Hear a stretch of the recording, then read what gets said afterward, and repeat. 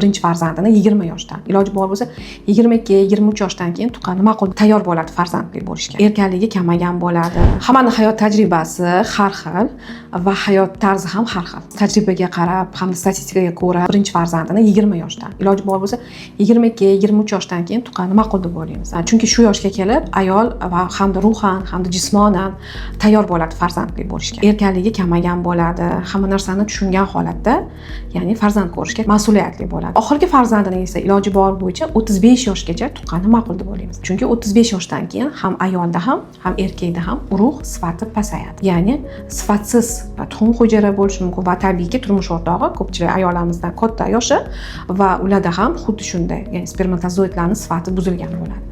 Va sifatsiz urug' hujayralardan paydo bo'lgan bolada ham nuqson bo'lish ehtimoli ko'p bo'ladi genetik tarafdan. Shuning uchun ham imkon qadar yoshroq paytda, ya'ni 35 yoshgacha farzand ko'rish kerak deb o'ylayman. Hozirgi kunda lekin bizda 38-40 yoshda ham farzandli bo'lishmoqda. Lekin bunaqa ayollarga aytamanki, ha, tug'sa bo'ladi, lekin katta mas'uliyat bilan qarash kerak. Vaqtida skrining tekshiruvlardan o'tish kerak. Chunki nafaqat hozir yosh kattalarda, umuman yoshlarda ham homilalikda nuqsonlar, tug'ma nuqsonlar ko'p uchramoqda.